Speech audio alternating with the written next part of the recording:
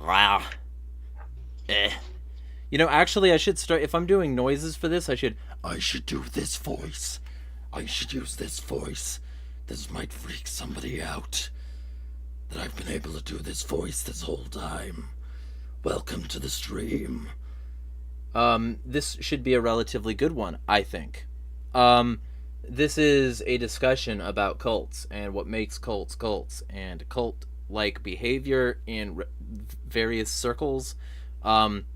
As the resident cult leader, I am an expert on this subject. My cult is a cult where I teach people to get good sleep, eat balanced meals, set healthy boundaries, try to build bridges and maintain their relationships, but in a healthy way, and a variety of other things. So clearly I'm the best cult leader on the planet, and anybody who agrees with me is either a minion or a cultist. So anybody who likes this stream is automatically supporting a cult, and I want you to know that right off the bat. Also, to get it out of the way, I am Satan made flesh, and that's why I'm holding this stream. So if you decide that you want to support the Satan made flesh, there's donations in the thing, because any good cult needs money. With that being said, all of these other people are also cultists and or cult leaders, depending on their current persuasion. So let's get the introductions going, starting with Jamie, Dana, Kareem, Rose. Yep, so Jamie Van Alstyne, I am a cult leader of a grand anarchist society in Michigan. Yeah, not really, but nonetheless, I'm here to talk about cults. You have a name, though. It's Van Alstyne. You could be a cult leader. That you could say it's the cult of Van Alstyne, or the Alstyne anarchists, or some shit like that. And you could be like, you could do like Zoroastrianism, or like you could help the new Aleister Crowley kind of acolytes find Thelema. I absolutely could do this. Yeah, I've got the name for it. Sure. yeah. You could dress up like fucking Elvira, I think was her name. Yeah. Yes, absolutely. Yeah. Yeah. No, I could totally pull that off. Yeah. Well, Dana, you would be like a member of this cult. Are you a high up, or are you I'm thinking that she would look better as a pirate wench. Well, she could be a pirate wench and have her cult. And she's like really close to me, so I could be part of her cult. Yeah. If I wanted to go, downstate. Let me just say Sheboygan sounds like a food. Well, we're not the Wisconsin Sheboygan with an S. Right. We are the CH Michigan Sheboygan. Makes us better and less food-like. But it still sounds like a food. Like if I have like, it sounds like a cheeseburger with cabbage, like a sort of halfway between a Reuben and a cheeseburger. That's the kind of mental image I get when I think Sheboygan. I want a big fucking Sheboygan.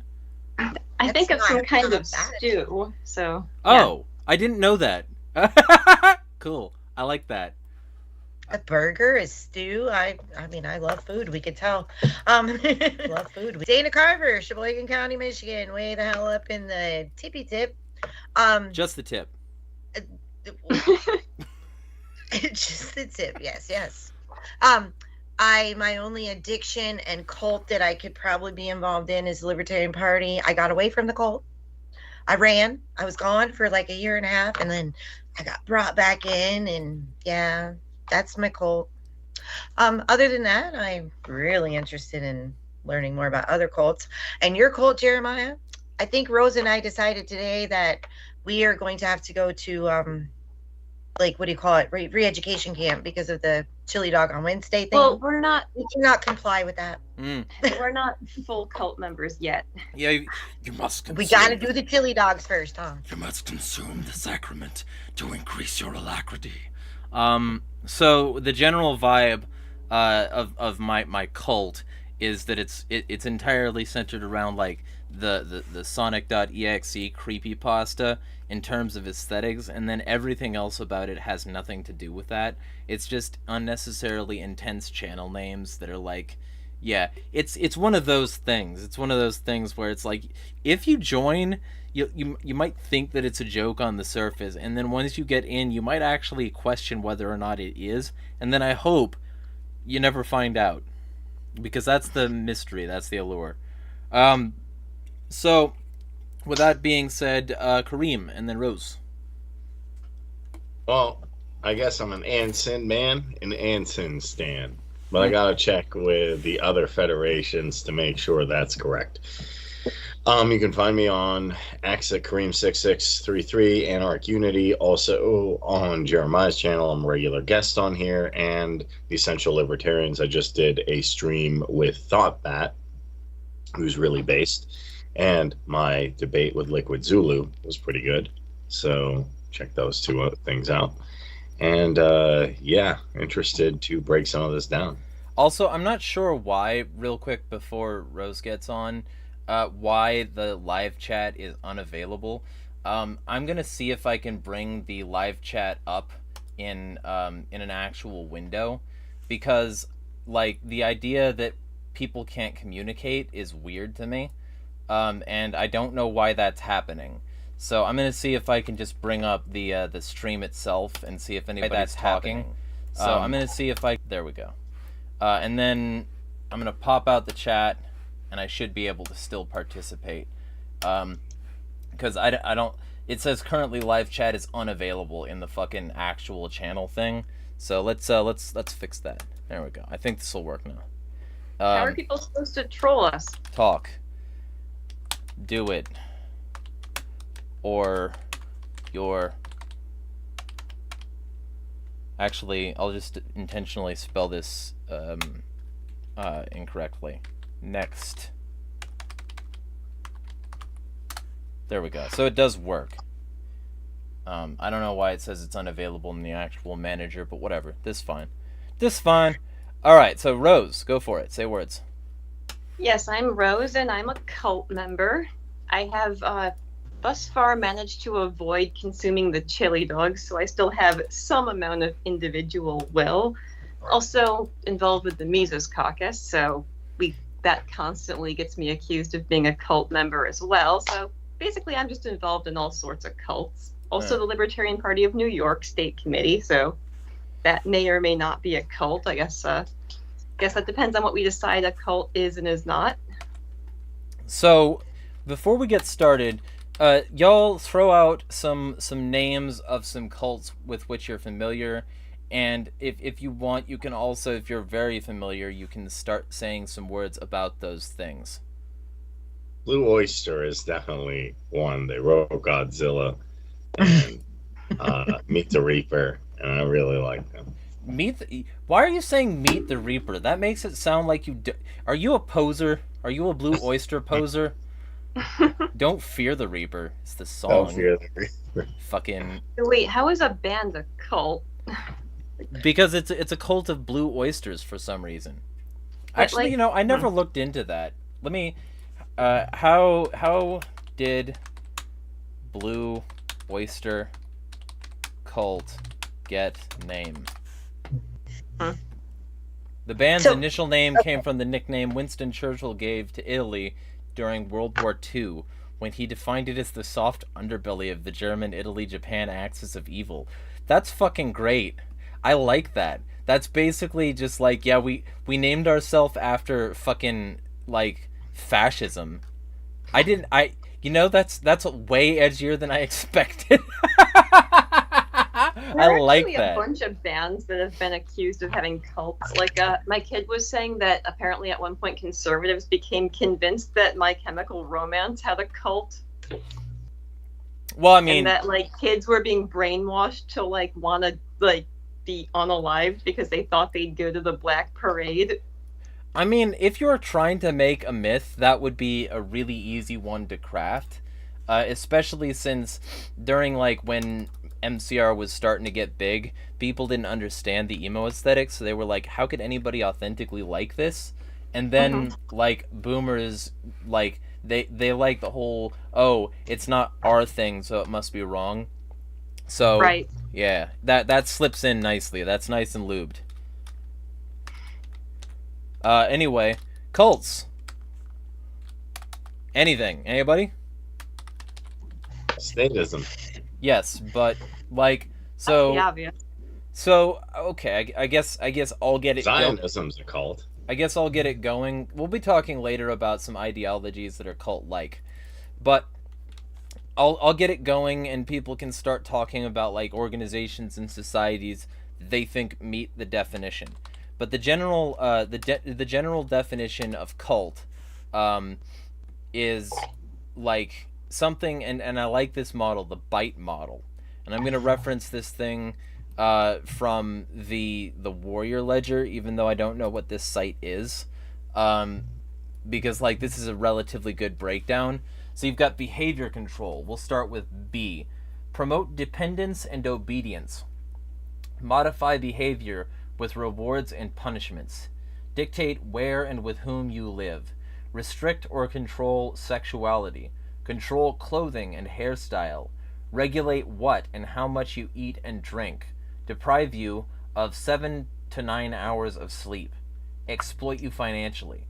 Restrict leisure time and activities. Require you to seek permission for major decisions. Hmm. So, I'd heard of like the 3 phases of cult indoctrination, but yeah, that one's a lot more specific, what you just listed. well, and there are the 3 phases, right? Because I know what you're talking about. Let me look that up to...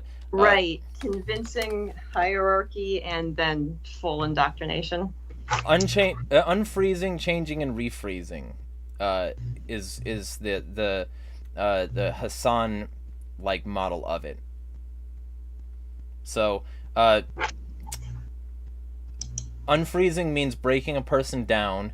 Changing is when indoctrination is introduced, and refreezing means building someone's new artificial cult identity. So that's the reason why, for instance, the cult of Manson, Charles Manson, was so heavily influenced by MKUltra because he was a subject of that. And so what they would do is they would break away your frame of reference and influence for like your previous life, and then after they had broken that away from you, after they had taken that foundation, they would make certain changes. A lot of the time they would completely isolate you from the outside world and any other stimulus but a certain stimulus. Some of that would involve playing on loop while you were otherwise sensorially deprived, like a sound, or a phrase or something, and that would change the way your brain worked. Some people would lose their ability to control their bladder. Some people would lose their ability to speak properly. Some people would lose anything but very specific things. Drugs helped ply their mind additionally, so it's no wonder that certain elements of those people were later involved in broader cults. So, if anybody's got anything to say about that, they can. Right. No, I was Yeah, going to say, it sounds like they just kind of repeated what they had been brainwashed into, and then they repeated this process on their followers later on. Dark Fool says, sorry I'm late, I had drama. BOC... I'm not sure what that was referencing, because I was not looking at the chat. The chat is fucked today, by the way, guys. Like, it says that the chat is... Yeah, oh, yeah. So the Blue Oyster cult was, was brought up in the beginning, but I didn't read that because, I've got this chat open in another window, and I have to actually check the window, because for some reason, fucking the chat is unavailable right now, in the actual channel dashboard. But I can still read y'all and reply, so. Levian Satanism. I could see quite a bit of that as cult activity, especially with some of the ways that the leadership operates. Dead Domain did a good video on that, and if anybody wants a good trans YouTuber to follow, she does some great work exposing cults. She exposed... I can't follow her. What? I can't follow her. Every time I click on it, I get a 404. I don't know. I think it's a dead domain. Yeah, right? But like if you do like want a good channel that exposes this kind of activity, she has this really long, complicated series of documentaries on a literal Nazi church that's operating in the middle of the U.S. Where they're like she infiltrated as I think a guy, if I remember correctly, and like heard all these awful things that these people were saying and exposed a whole bunch of stuff that was being said off books, off their like televised speeches. Um, so it's a great series, but yeah, did a great video on Levan Satanism as well, and about the general fucked shit that happened like associated with that. So I would highly recommend that to anyone who wants more information on like Levan Satanism, because like if you get it from a fucking like megachurch pastor, if you get it from like evangelical Christians, of course they're gonna call it a cult. But this is from like an atheist trans person, and she's still willing to call it a cult. You know what else is a cult? Hmm. Mega churches. Yes. Joel Osteen. Joel Osteen's like the bit, like, hey man, I need a jet. I'm like, so how does "Blessed are the meek" exactly work with you? Like, I'm not a biblical scholar, but I can see what you're doing is clearly wrong. Or Kenneth Copeland. Yeah, it goes beyond normal religion with a lot of these mega churches.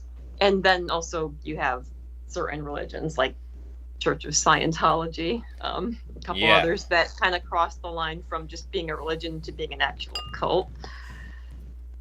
We also have, real quick, Galaxian in chat. Hello from UK. And Chris Bennett says Mises Caucus is a cult. Hello, Chris. Oh, yeah. I've been it's the great revolutionary for being on this stream, don't you know? Yeah. You know, we're not allowed to dissent. I shouldn't be here. Yeah, you know, like, talking to me, either one of two things is going to happen. Either you'll find out you're in a cult because they'll be very angry with you for doing it and potentially dissociate from you, literally has happened with quite a few people. And many other people have like made rules in their circles against talking to me or positively about me. So yeah, those people are clearly cult-like at the very least. But then the other thing you might find is that there's a lot of people who will claim that you're in a cult for talking to me. And so like it's a catch-22. Like you're either a cultist or you're in a cult for talking to me to begin with. So it's like, you know, I'm in two warring cults then. Yeah. Like, I'm part of your cult, but part of a different cult too. And it's like fucking, you know, Team Edward and Team Jacob. Like she actually wanted to fuck both of them. So with that with that being said, depends on what kind of mood I'm in. One day I'm in the mood for the Mises cult. Yeah. So another cult I don't actually consider them to necessarily be good or bad. I guess you could argue the Rosicrucians and the Freemasons are, but there are people like Manly P. Hall. Manly P. Hall is very impressive because he could lecture literally an encyclopedia without having anything there for hours. Like, you want to talk about somebody who can just... And it was quality stuff, too. So if you ever look at Manly P. Hall or Manly Presley Hall, really, really good. He was a high-level Mason. There's a lot of Rosicrucians who are high up. I don't necessarily think that they're all bad. Well, the general vibe is, so we'll move on to the next part of the model, because the second thing in the BITE model, and the BITE model is great, because if you remember this stuff, the BITE model is behavior, information, thought, and emotional control. So, information control. Deliberately withhold and distort information. Forbid you from speaking with ex-members and critics. Discourage access to non-cult sources of information. Divide information into insider versus outsider doctrine. Generate and use propaganda extensively. Use information gained in confession sessions against you. Gaslight to make you doubt your own memory. Require you to report thoughts, feelings, and activities to superiors. Encourage you to spy and report on others' misconduct. So basically, it's an organization that extensively self-polices using whatever dishonest and evil tactics they have to in order to retain control over the subjects. Starting to any other organizations popping up in y'all's brains that meet that definition? Yes. Yeah. Oh, I was getting flashbacks for Dana here. It was kind of sounding like the LPM LEC. But they All day long. do forced confessions. Well, I mean, essentially, to be honest, like, I watched some of those meetings. I'll put it that way. Like, I don't want this to be all about that, but yeah, if you watch their meetings, which are available on Rumble and various other sources, they, let's just say, were not very conducive to alternate opinions, and you'll hear things like dilatory, out of order, not well taken, all that sort of thing. Oh, and even telling me who I could talk to. I wasn't allowed to talk to the old guard, the old people that I've known forever.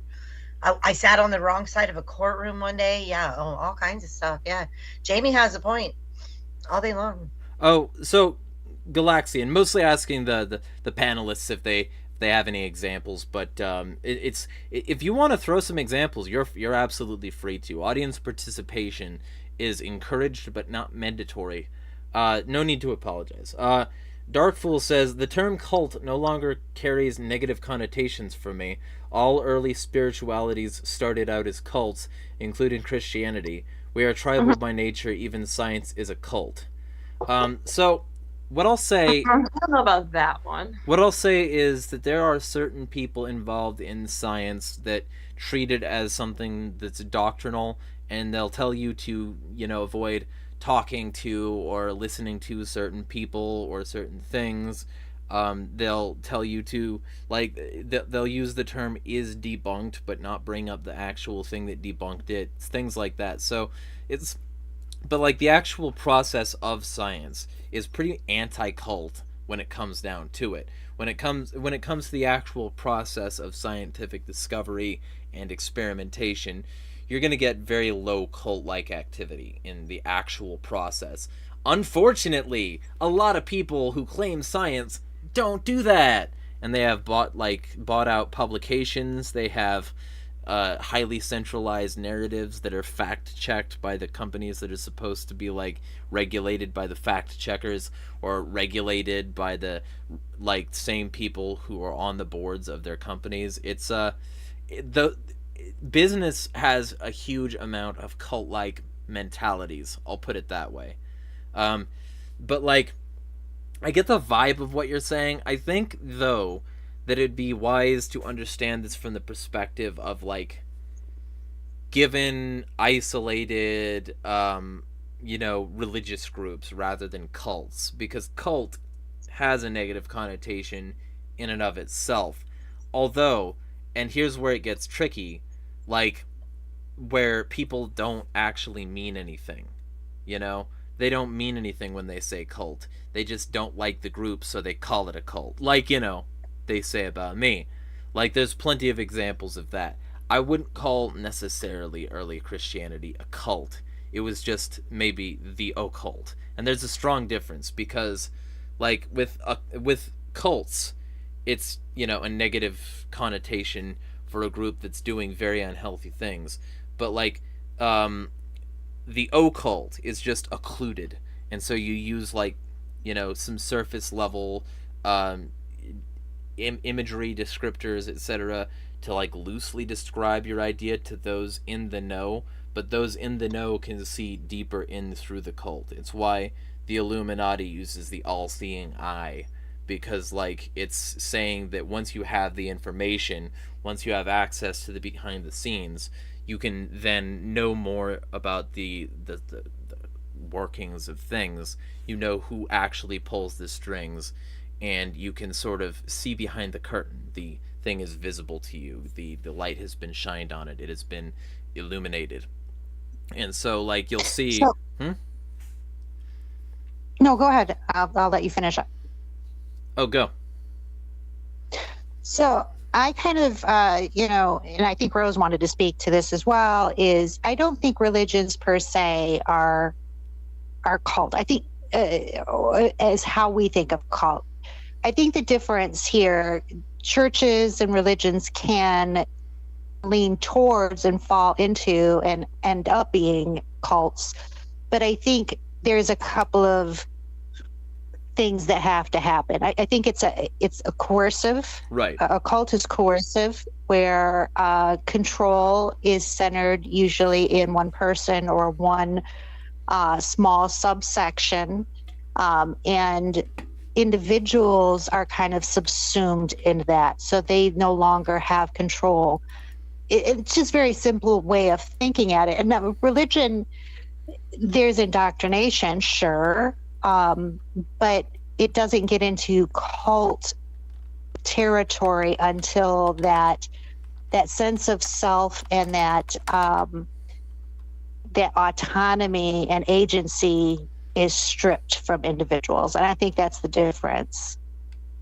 Yeah, when you're at a point where you're not allowed to question any of the narratives or any of the leaders, then you're entering cult territory. Like if there can be no dissent or no questioning. Yeah. Sorry, my baby laughed This about sounds too familiar, doesn't it? Right, we're back to the LPF now.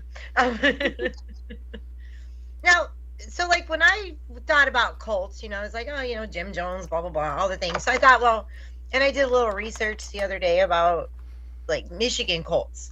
And I found a few in Michigan, one in South Haven that was apparently a big deal in the 80s. And I was too young to know about that one.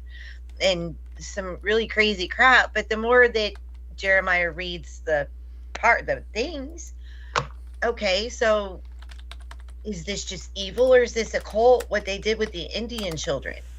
Like we have one of those schools, like not so far from me, that was open until 1996, where they modified their behavior. They stole them from their families. Yes. They freaking taught them they couldn't speak their language. They killed some of them. They have found dead bodies. They chopped off their hair. I mean, it's crazy shit. I mean, and maybe all the research I did about the cool little cult in Grand Haven, I mean, there was one right next to me. It was called the Catholic School for Indian Children. Yes. Open until 1996, legally, federally funded, and whatnot. And the Catholic Church was all doing that. Yeah, and they was that cult or is that evil? Well, it's both, and like that's so schools themselves, and this is something I was going to get into, operate very fucking similarly to cults. They and here's okay. So let me just paint a really evil picture for people here. This is the way I see a school. There's for anybody who's studied psychology at all, there's this thing called Pavlovian conditioning. Pavlovian conditioning trains the dog with meat and a chime. And it trains that dog with meat and a chime, and the chime goes off, they get some food, right? And eventually what they found out is that after a certain amount of that operant conditioning, they fucking, like, every time the sound itself played, started to salivate as though they were going to get food, because they had learned that that was the case. It was called Pavlov's dogs. Now, what do schools use? Oh, right, a bell. They use reward and punishment mechanisms. They control what information you are and aren't allowed to absorb. They try to control your thought patterns, your social circles, your etc., etc. They have you in the beginning of the fucking day pledging allegiance to a flag for a country you don't understand, you don't know anything about. They basically have you signing a contract for your dignity, your life, your whatever away to an entity when you're in kindergarten. Imagine any other organization doing that and not being called a cult.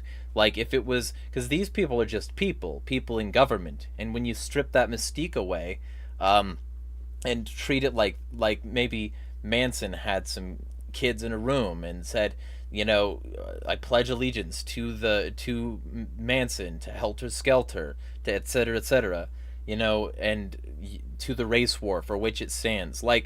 If you did that for any other institution than a government, it would be considered cult brainwashing. So the fact that it's not considered cult brainwashing, and then it gets into reward and punishment mechanisms. You get a bad report card, you fuck off in class, you have the audacity to go before the Pavlovian chime goes off, you'll be given detention, sent to the principal, told a reprimand. Your parents will be called in because they rely on the school system to do their babysitting for them. They will like treat you like shit because like any sort of stepping out of line is going to push you back into their schedule, and they can't have that. Their schedule is at the job site because the state has broken up the family unit. And so the significant... They will arrest you in kindergarten. Yes. They will slam you on the floor and put cuffs on you. They also do the collective punishment thing. Yes. Like, I remember like a couple kids would act up and they'd make us all do timeout, or we'd all have to miss parts of recess. So then it trains you to, you know, be angry at the kid who got you in trouble and lost you recess time. So eventually the teachers didn't even have to discipline the students because the other students would do it for them, because they're like, no, fuck you. We don't want to lose our recess time. Stop stop misbehaving. Yeah, they'll treat you like the problem because the teacher, instead of like correcting any, like, and this is something that was That annoyed me too. I'm like, it's the teacher who's fucking us over. Why are you angry at the other students? Just exactly tell the teacher to fuck off. But no one listened to me, so. And like, I forget.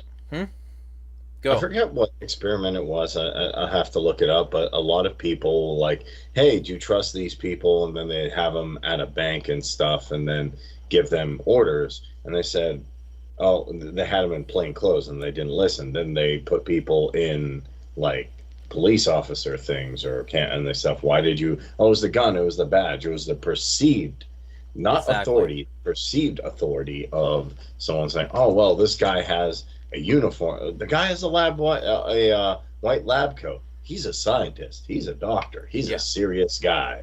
Oh, this guy has a military uniform on, or a cop uniform on. He must enforce the law. Well, the white lab coat effect as well. Yeah. What's wrong with your neighbor with with a pistol?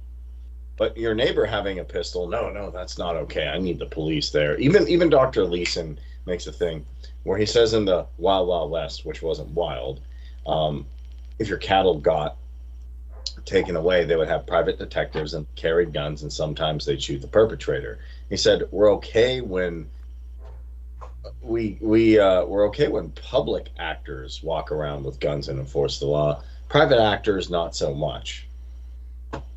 Well, generally speaking, that's because, like, and here's the other half of it, they have trained people, like, if you, and the school system is huge into inducing people into, like, the cult of normalcy, but, like, they'll tell people, go to the principal, go to the teacher if something is wrong, like, go seek an authority figure.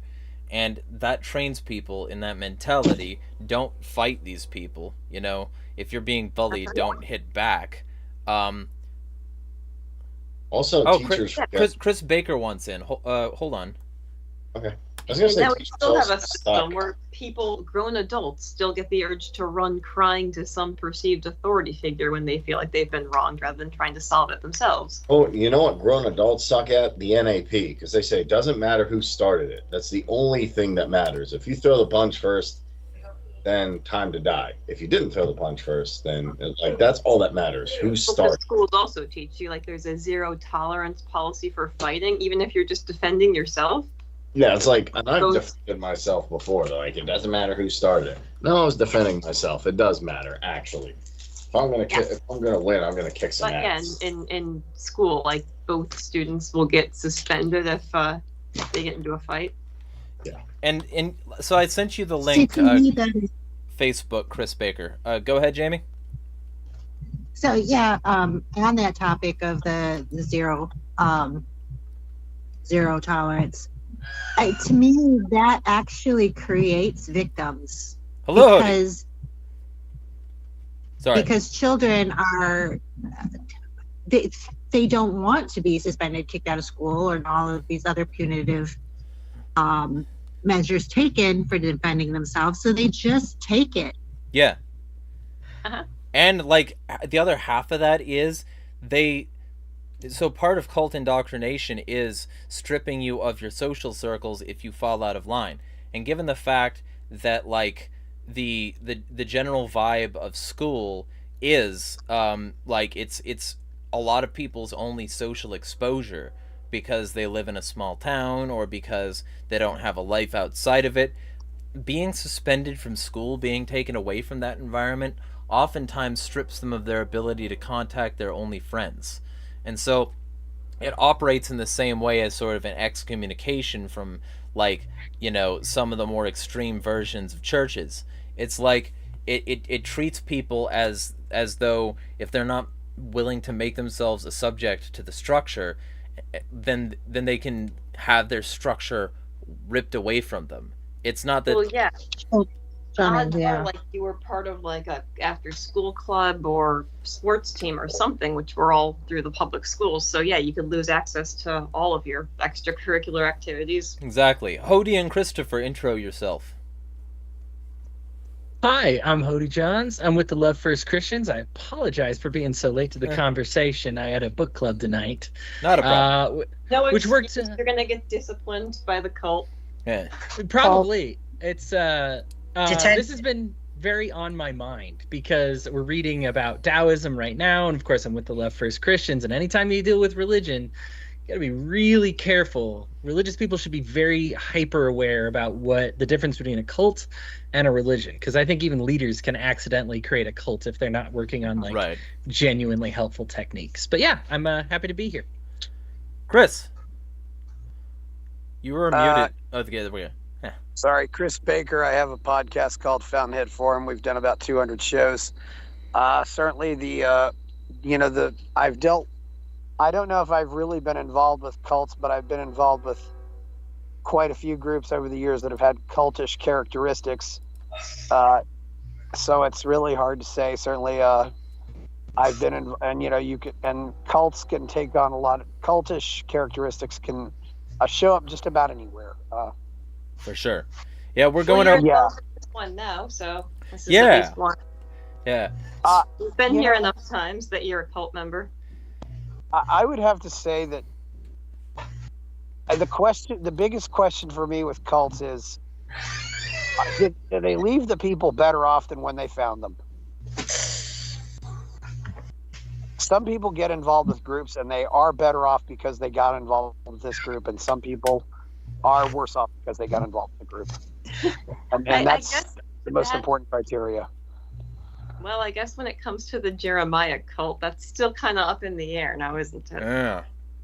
Well, they'll certainly be faster, but the question is whether they're the jet or the fuel, But the general vibe is, so we've been going over the bite model and various ways to identify what a cult is. And the bite model, we've gone over behavior and information control. I'm going to reread them temporarily just so that Hody and Chris are up to speed. Promote dependence and obedience. Modify behavior with rewards and punishments. Dictate where and with whom you live. Restrict or control sexuality. Control clothing and hairstyle. Regulate what and how much you can eat and drink. Deprive you of 7 to 9 hours of sleep. Exploit you financially. Restrict leisure time and activities. Require you to seek permission for major decisions. That's behavior control. Information control. Deliberately withhold and distort information. Forbid you from speaking with ex-members and critics. Discourage access to non-cult sources of information. Divide information into insider versus outsider doctrine. Generate and use propaganda extensively.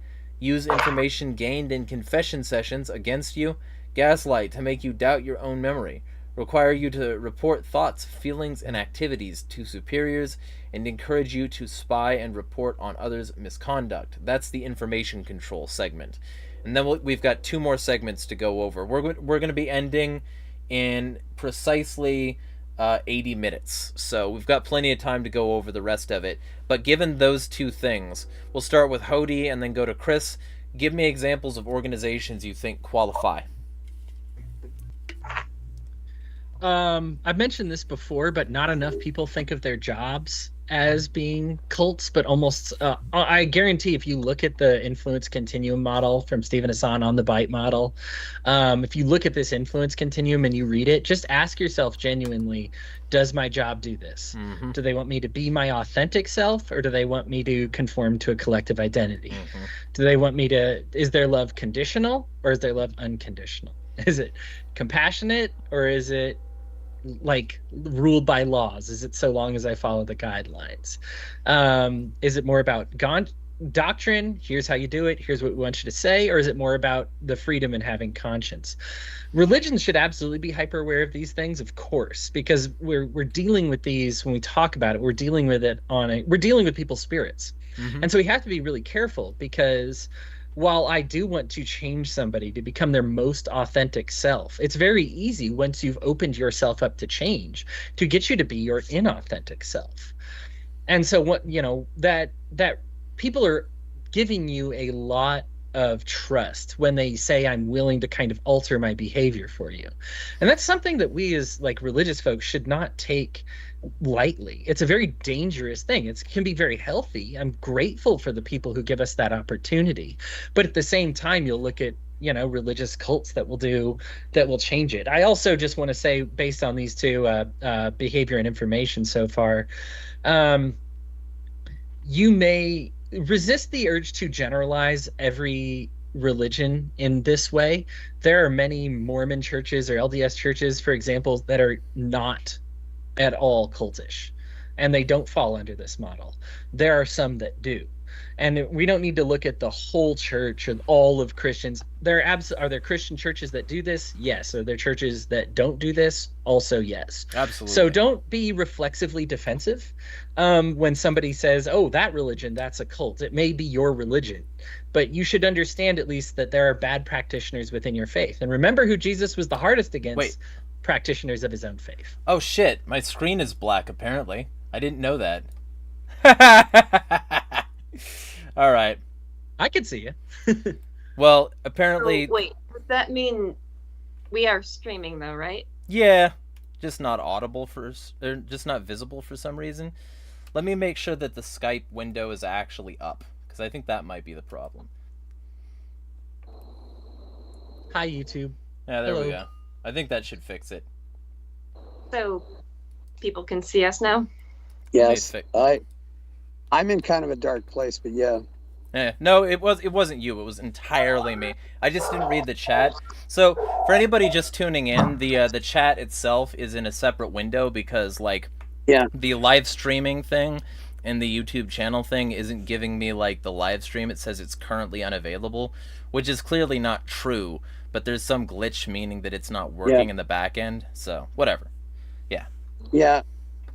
I would probably, I think it was my 9th show, but I had a lady named Ali Bautista, and she actually left the Jehovah's Witnesses, and her family does not stop speaking to her after that.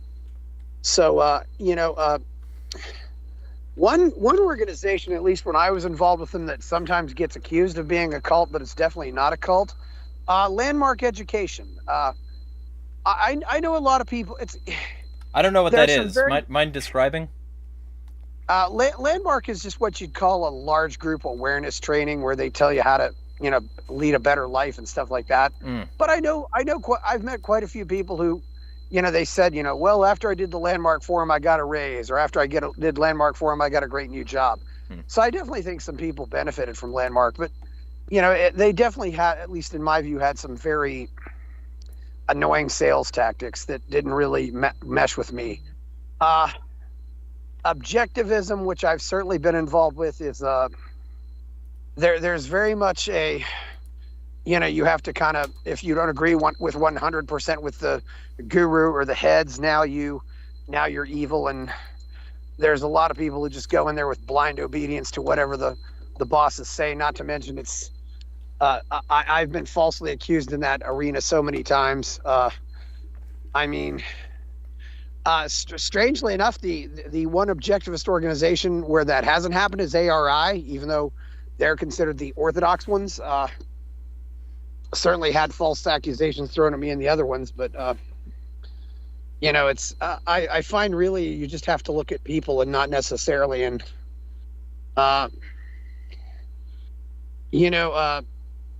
and sometimes it's just really something that revolves around one guru. I mean, when I talk to people who are allegedly members of the Libertarian Party, and then they finally come down and say to it, well, why aren't you supporting Chase? It almost comes out, well, Chase doesn't like Ron Paul, and I'm sorry, but the Libertarian Party has never been around,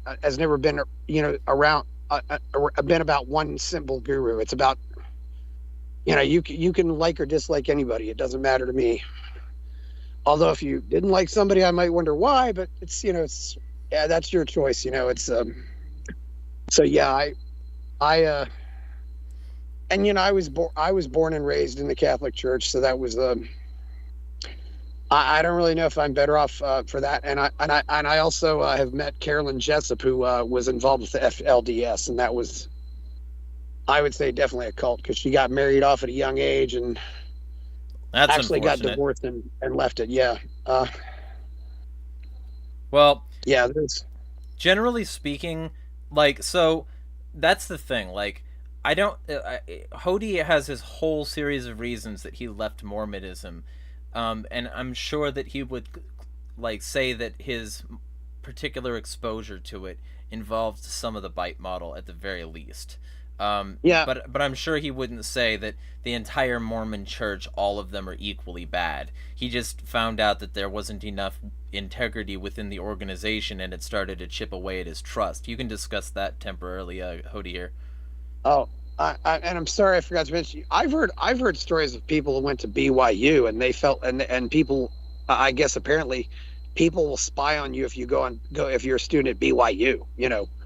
I actually At don't know least- what BYU is. Brigham Young? Brigham Young University. Okay. I mean, Brigham Young University is the big Mormon school out of all of them. Yeah, I have no idea about Yeah. that. Is that one of the ones where How like, about sign a Scientology? contract? Scientology is definitely one. We can get into that. So, Hody, briefly discuss Mormonism. Rose, say your piece. I'll say the next element of bite, and then we can get on to Scientology. Oh, Yeah, what do you all go I'll ahead. say about Mormonism is that there's a real this is a great example of why it's important to be really careful, because you can set up a really great model. Mormons, in some ways, I love the fact that they actually embrace the model of checking in on your neighbors, making sure they're okay, checking in with even non-LDS members, and just seeing how you can help, offering your services. A lot of people, so I talk about this sometimes, the top things people think about when they think about Christians, number one is that they go to church on Sunday. Number two is that they're judgmental. For Mormons specifically, number one is that they are very nice, and that is great. I like the fact that we're nice. That's I'm not Mormon anymore, but I like that reputation. That's good. That's something Mormons should aim for. The trouble is we're not nice as soon as you try to come out of the closet, or as soon as you start questioning doctrine, and as soon as you start saying, well, this verse appears to say something different. That's a good way to get excommunicated. They've been very liberal, unfortunately, recently about excommunicating people who consider themselves Mormons, follow the doctrines. They just read the doctrines differently than the first presidency does. And this came to a head because there was a time Mitt Romney and Harry Reid, by the way, are both Mormons. So just as an example of different people that can come to different conclusions. And I think that that's a good thing. The Spirit might lead us to different conclusions. We should be free to have that. Lately, the LDS Church has abandoned the model that they didn't tell people how to vote. They actually had it as a policy. They would just simply witness and see what the Holy Spirit guided you from. And they actually dropped it. As an official, we're hey, we usually don't tell you how to do this, but gay marriage is coming up, and I'm just going to have to tell you we're against it. And, oh, hey, the other one they broke it for is medical marijuana is on the bill, and we just want to say we're firmly against it. And there just came a point where we just said, we can't do this anymore. And we love the fact that you check in on people, but you're not checking in on people compassionately, you're checking in on people to be big brother to them. Yes. And you're not checking in on people to make sure, hey, I want to see that you're healthy. I want to see that your family's okay.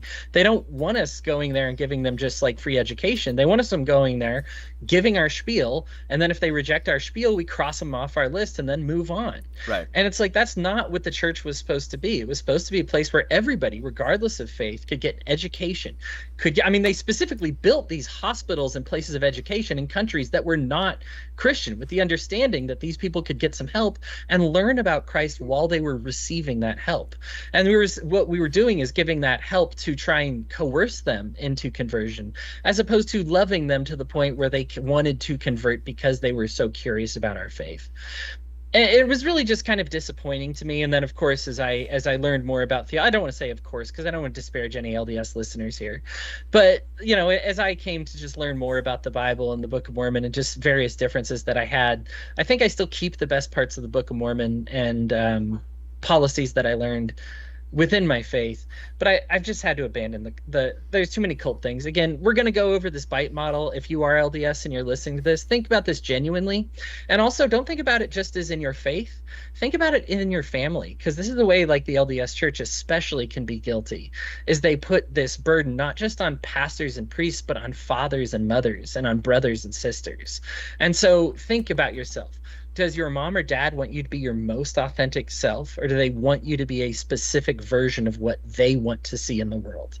When you look at this unconditional love versus conditional love, compassion or hate, conscience or doctrine, does your family love you so long as you follow the rules of the house, or do they love you no matter what? Exactly. And so I just think it's important when we examine the bite model, not to look at our jobs, look at our faith, look at our families, look at our friends. The LDS church is a great example of this, because some of them do a really good job of this. As a whole, I've had a problem with the first presidency. It gets down to the point, Jeremy, I'm sure you're aware of this, they started sweeping sexual assaults under the rug, and that was just kind of can't do that anymore. Yeah, they always have too. That's always been a thing. Like, if something is going to make your organization look bad, especially if it's a conservative religious organization, the other people have got to be the degenerates. You've got to be the ones who are doing the awesome work and preserving what's holy and righteous. So you've got to keep things like that hush instead of actually fixing the problems, because if you fix the problems, you would have to start investigations and asking why, and it makes your organization look bad. You ask who knew and said nothing. You ask who helped cover it up. You ask who, helped enable it. You ask who was in on the take and fucking a kid or beating their spouse or raping somebody, and it becomes a lot more difficult to pretend that you're the best, most perfect, awesome fuckers. So, well, you can just make that part of your practices, like make child marriage part of your religion, or make it legal within your religion to beat your spouse if they were sinning or something. Mm-hmm. Matt just Walsh, work that into your model. Nick Fuentes, fucking. So, all right, thought control, and still. Black versus white, us versus them, good versus evil thinking. Change your identity, possibly even your name. Use loaded language and cliches to stop complex thought. Induce hypnotic or trance states to indoctrinate. Teach thought-stopping techniques to prevent critical thoughts. Allow only positive thoughts. Positive vibes only. Shut the fuck up. Use excessive meditation, singing, prayer, and chanting to block thoughts. Reject rational analysis, critical thinking, and doubt. So, this is the kind of thing where they, I can understand, one or two songs to get you in the mode for, a church or whatever. But, if you have this gigantic concert in the beginning and in the end, and it's you start out with, 800 things to, and it's all repetitive stuff. And none of it's particularly relating to the actual verses. I fucking have this thing where there's this song, How Great Is Our God, and I just replace God with Jake, and it's fucking hilarious because it just sounds like they want to fuck Jake. How great is our Jake? How great is our Jake? Sing with me, how great is our Jake? And it's all about how loving and, merciful and perfect Jake is. And I'm guessing that if anybody said that about any like organization or entity that wasn't God, you could just like replace it and it would automatically be bad. But suddenly when you say God, even though you're not actually relating it to any Bible verses, even though you're not proving that any of your shit's religiously structured, even though you're not there, you know, you're not very good at coming back to the heart of worship now, are you? So like the general vibe of a lot of this worship music to me is doing that. You know, and it's getting people in this mindset of like, repeat what we tell you to repeat, read what's on the screen, help us like pay our bills and fund Christian License International. Anyway, fucking, I could go on that rant forever. Other people can say words. I was going to say, you know, unfortunately, sometimes women do throw themselves at these gurus.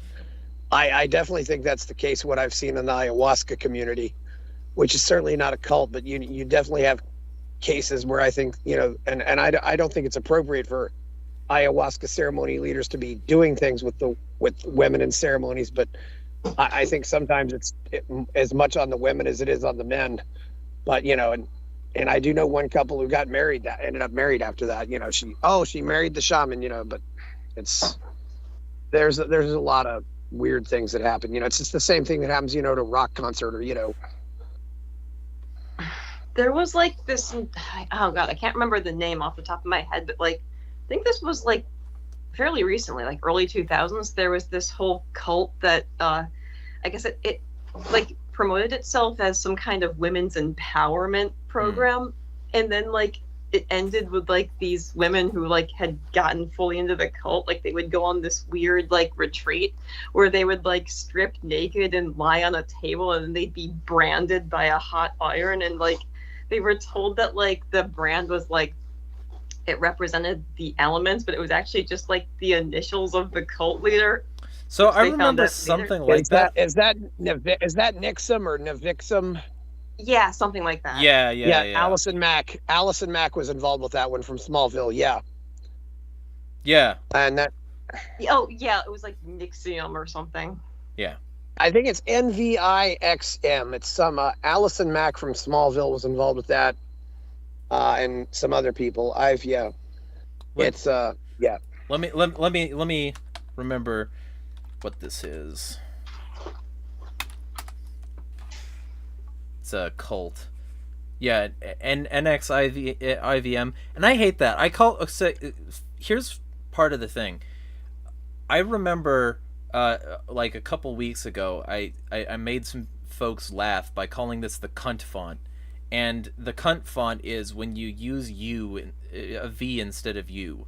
Like that's not how they did that, and it's bullshit anyway. But it's like designed to artificially increase your sense of importance, I guess.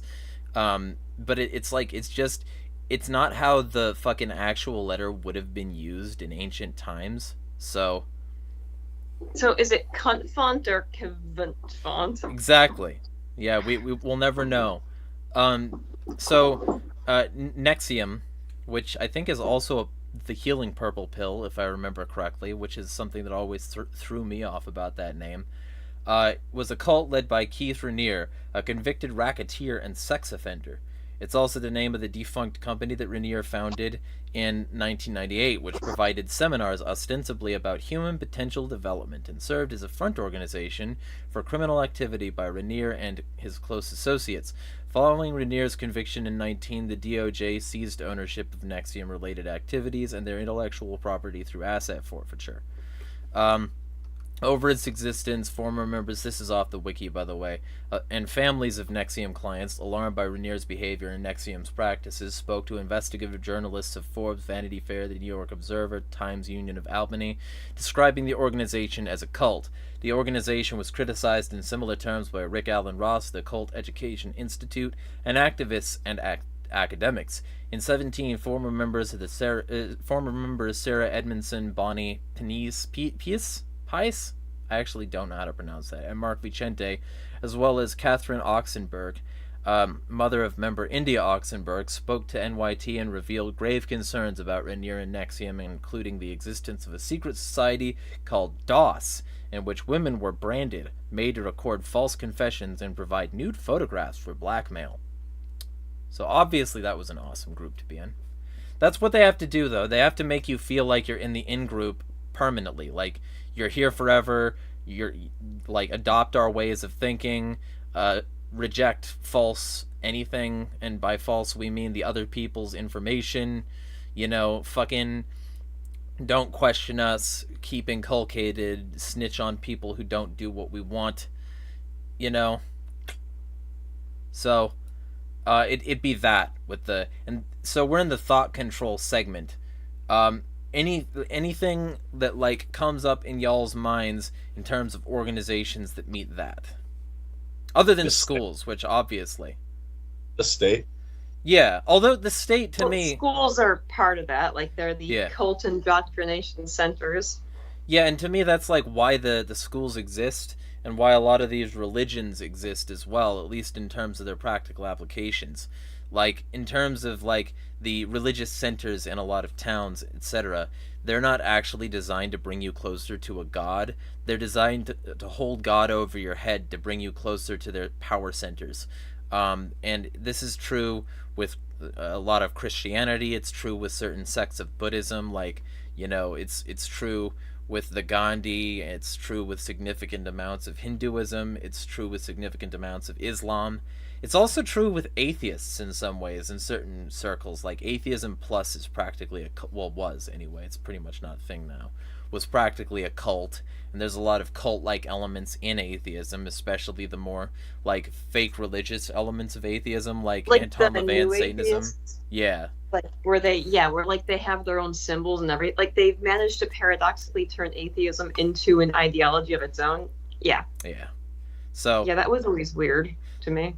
So there's a ton of, like, problematic behavior similar to this in a wide variety of circles. It's one of the reasons that, it's sort of like the Spider-Man pointing at Spider-Man meme when you start to like talk about cults with a lot of people, because they'll be like, oh, that's a cult, and then the other people will be able to point back at something that person is doing and be like, isn't this exactly what you're doing?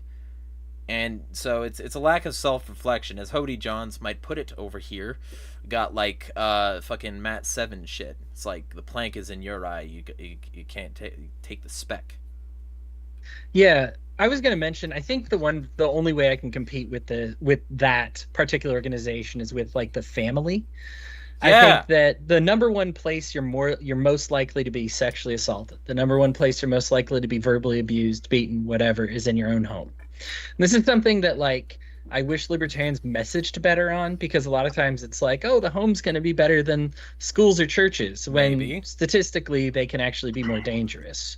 And so I do want to say this. Now, obviously, there's the extreme circumstances where your parents and are doing this on purpose.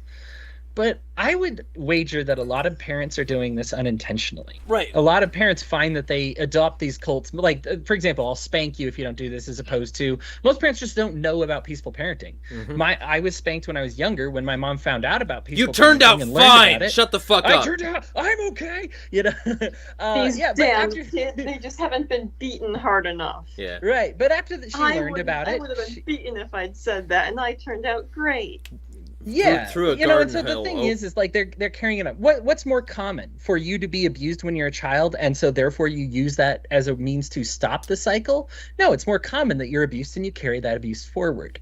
So I want us to have, like, some compassion for people not only in a cult, but who are also, like, kind of a part of the leadership of these cults, because sometimes they just don't understand they're doing it. And if you find yourself in this situation, whether it's your job or your church or your family, I actually advise you to have a really frank conversation with them about that. Print off a copy of the BITE model or find it on your phone. Approach them about it and just be like, hey, I'm, like, looking about a cult. And listen, I'm not saying you're a cult, because one of the things that's very specific, nothing is actually going to be 100% cult. per the bite model, some of the things actually contradict one another. Not that the model itself is contradictory. There's just, you can't actually be a 100% cult. But there's a certain point where you just want to say, I want to be further away from this cult side as much as possible. Yeah. And if you say like, hey, mom, dad, I'm just feeling like I'm looking at this unauthentic self versus false identity, like the identity you weren't for me. Can we talk about it real quick? Because here's who I think my authentic self is. And here's who I see that you kind of want me to be. And I want to know that you like love me for who I am, so that we're kind of closest to this healthy constructive side as opposed to this unhealthy deconstructive side. And you would be surprised how many people are willing to kind of learn these lessons from here, especially within your own home.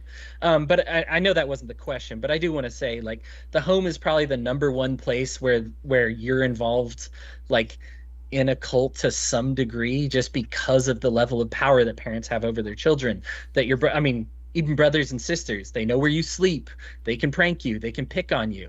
Bullying at school, at least you know you're coming home. Bullying at home, you've got to come back home. Mm-hmm. So like it's a really tough, difficult situation. I just want to say that there is a way out of it. Have a real conversation with people about positive influence. I think knowledge is really power in this regard. So I'm glad we're talking about this tonight. Yeah, and like, to be clear real quick, just to really piss off somebody, I guess, everybody should listen to the album front to back, Portrait of an American Family by Marilyn Manson. It's actually just an excellent philosophical critique of that. It's fucking awesome. When my sister was in high school, she got accused of being a cultist because she listened to Marilyn Manson. She got accused of being a devil worshiper and in a satanic cult. You know, how dare her? It's interesting too. I can't remember now what I was going to say, but it seems like schools, I don't know if they teach us to be involved with cults, but they definitely teach servility. Yes. One of the interesting facts about Jonestown is over 100 of the people that were dead at Jonestown were never claimed. Mm-hmm. I mean, these are people that had nowhere else to go. And I think cults often are, people who are just searching for a family or a place where they feel like they can belong. Oh yeah, and there were some people who got, and there were people who got involved with Jonestown, who were drug addicts and got off drugs and things like that. It's, you look at those things and just say, okay, how if you feel like people have saved your life, you're not really going to turn your back on them. You're going to feel like you owe them something. Yes. Yeah. Cults deliberately target people who are in a vulnerable state for one reason or another. Oftentimes they're fairly young. They're like in a state of transition, like they maybe just moved out of their home and moved to a new town, and they don't really have a social support network. So they're looking for something that they can get involved in where they'll feel a sense of belonging. And then they'll meet these people who give them a cause or a way that they can feel like they're part of something that's going to accomplish something major.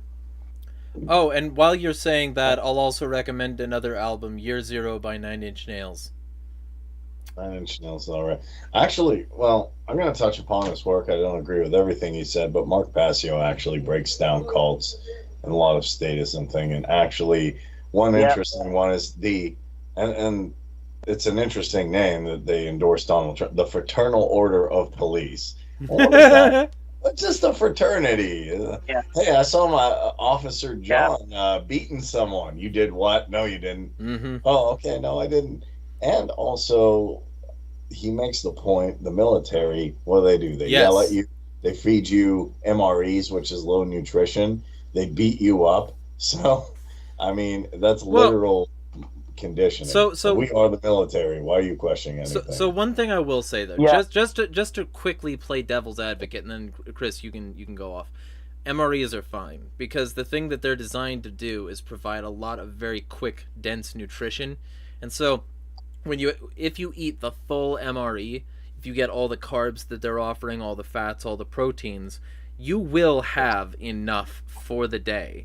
It's not good. It doesn't taste or feel particularly good, but it does have nutrition. It's just the way that they use it, which is having it all in one package, and you have that then there, instead of having them be in multi-meal ration splits, so that you can make them over multiple parts of the day. So it's like training you to have, like, most of the day you don't get to eat, and then when you do get to eat, you eat all of that shit.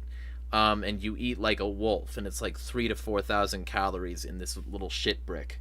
And you get your rock or something, and you eat your fucking shit. Like, it's not that it's nutritionally bereft, it's that most of your day is nutritionally bereft. So when you get that, it's Pavlovian conditioning. You were a good boy, you dove into the meat grinder, and now you get your snack. You know? It's that's the reason it's bad, not necessarily the nutritional profile itself. Just wanted to briefly mention that. Because MREs, if you have them post-apocalypse and you're using them to prep, that's fine. You'll live. There's nothing actually wrong with the nutritional profile. They just suck ass. So, anyway, Chris. Yeah, I need to get Passio on my show. He really understands this psychological thing. This is where libertarians so fail, is they don't understand these psychological manipulation techniques that the statists do understand. And they just say, well, we can't do those things. I said, well, yeah, you have to do them if you want to fucking survive. I mean, it's so ridiculous. But I even see cultish aspects among certain factions of libertarianism. Interestingly enough, there's a guy named Carl Barney who funds the Objective Standard Institute and some other groups, and he used to fund ARI. This guy used to be involved with Scientology as well. So I wonder also, where some of the money goes. I think also too, a lot of cults they don't care about the small, the people who give, maybe $500 a year, but the people who give them big bucks, they're all in for them. Yep. Sometimes I think maybe cults are just toys for rich people to play with. Oftentimes Well, they frequently. are. Yeah. Though not always. Like, I don't know. I think, like with the genuine cults, the leaders are, like, most of them are malignant narcissists who just want to be worshipped. Like, they have to feel like they're special and like they've got devout followers. I don't really think with the genuine cults it's about the money. Not usually. Well, there may be other people there's involved a lot who got involved in leadership positions for money. JB has to bounce. All right, Yeah. be well. Good night. The screen flashed, and I'm not exactly sure why, but anyway, you are so I would say that a lot of rich fucks, because they want people. Oh, also thanks for showing up, Jamie. They want people to be invested in their superstructure, the capitalist superstructure. And so what they'll do is they'll take certain elements of cult-like activity and they'll blend those elements with like hyper individualism on a personal level, and they'll make it seem as though you're being an individual and you're oh so unique and you've got your, but then all they have to do is create the identities with which you can fit into their structures, and then your uniquity is going to be based on your compliance with those particular elements of the structure. So you can be a hyper individualist but still be like functionally on the same level as a cultist, because your hyper individualism is based on like elements that you think make you an individual but really make you a part of their machine. And then all they've got to do is keep pumping money into those like individual and unique things, keep you hooked up to the hyper consumer culture. As Peter Coffin, who I'm not crazy about anymore, but he had this really good way of putting it, that attention is currency in the marketplace of ideals and commodified identity. So like basically you get like something out of it. You get a sense of culture and purpose, and in exchange, as long as you don't fight the orthodoxy of those things, you will be treated as an individual, as a like part of that component of culture. Like, fucking I like Star Wars. Oh yeah, well I like Lord of the Rings, or frankly, the Sonic stuff that I'm into is a cultivated identity. But like a lot of people just stop at that level. They stop at that level of like what the culture is supposed to entail, and they don't like get that personal uniquity past it. So all the rich fuck has to do is keep pumping like the money into the product, into the corporate sphere, and they can keep people thinking that they're working on an individual level, while in the end run of it they're still following elements of the Byte model. And it's like, it's one of those things. It's like they don't have to follow every single element all the time of Byte in order to, functionally operate similarly to a cult. All they have to do is do enough of it that they can fuck with your shit. So the general vibe that I'm giving off right now, the thing I'm trying to say is that while they might like not all operate as like openly and aggressively as just saying worship me, they might still have the functional same result. It might still just be money and attention and etc. That's why I watch Truth Stream Media. Truth Stream Media puts out excellent content on how a lot of these people think and how they've like turned people into energy machines for them, and how like basically a lot of these cultural events are turning people into cultural participation machines in like the same fashion that they would have been for the rituals of old. But now it's being done like watching the same TV program at the same time, or like participating in the same branded activity at the same time, or participating in the same kind of months with the same kind of like cultural iconography at the same time. And it participates in the same way as sacred iconography, sacred like texts, and involvement in sacred orders, but it does it for a commodified and cultural or state affirming like purpose. And it allows basically these very wealthy and connected old money, blood money bitches to control shit because people are willing to pour their energy into the machine. So it's not necessary that they do all of it all at once, and it's not necessary that they come off that way. But even then, like, you get a lot of these rich fucks, they're obviously narcissistic. They obviously have a god complex. Fuck Tim Cook. Nobody needs to hear from him. He's not the one inventing that shit. Yeah, or Bill Gates. Yeah. And and especially yeah. double fuck Bill Gates, because like, if the vaccine is so fucking good, why didn't you let Oxford make it free, you bitch? So these people, Also, You can tell he has not been told no in a very long time, and that's why like, he just at this point just seems like he's dangerously insane. yes, Like, let's try to blot out the sun to reduce climate change. Yes. yeah, No. and like that's Epstein. He was a narcissist, but he was also magnanimous enough that people surrounded him anyway, and he kept them locked in this frenzy of like partying and addiction and going to his opulent island so that they could have private meetings where nobody could hear them. And as a result of that and his money, he was connected to a lot of people. He was a philanthropist. Yep. And that's why this Mr. Beast stuff is so fucking dangerous, because like, he brought people on board, a lot of them very young, a lot of people very... Chris. What? Chris. Ava, you mean? Yeah. Yeah. Ava, well, and Ava was like, being inappropriate with minors in the background. Yeah, not good. And like, but he was also doing like that torture experiment with like the solitary confinement. That's kind of MK Ultra shit. That's keeping somebody constantly abused and in a state of torpor and fucking garbage mental health. And, oh, you might get your fucking bills paid off. So what? You're taking advantage of the poor. Congratulations, Mr. Bitch. So, like, the whole mentality there, it's like, all these people, like, they don't necessarily need the whole model all at once. Mr. Beast might seem like an awesome dude on the surface to anybody who couldn't recognize his soulless husk. I got real shit for, like, years for not liking him, but, anyway, I'm not gonna Who's just... this again? Mr. Beast? Yeah, Jimmy Donaldson. He has a whole lot of money. That's literally his whole shtick. And Okay.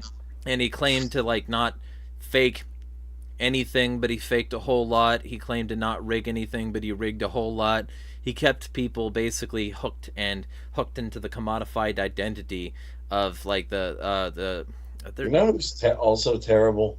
what? Worse than him? A guy named Keemstar. I do not like Keemstar at all. He doxes people. He's done a lot. I don't like Sounds Keemstar. vaguely familiar. I don't like Keemstar for similar reasons, to be clear, but like he's not worse than Mr. Beast because he doesn't have nearly the influence, money, or pull. Nobody would vote for Keemstar for president, but before this controversy came out, Mr. Beast ran a poll and like millions of people supported him being the president of the fucking country. Like that's how devoted his I devotees mean, like, are. after seeing that debate, a crackhead would be like, I want to run. I'm like, well, yeah, I guess, I'll No, support but you. it's not after that debate. It's before that debate. Okay, but still. So like what I'm saying is Mr. I'd Beast, support Mr. Beast over Kamala Harris and Trump. I would support neither and none of them. They're all on a very similar team. Yeah, that's not saying much.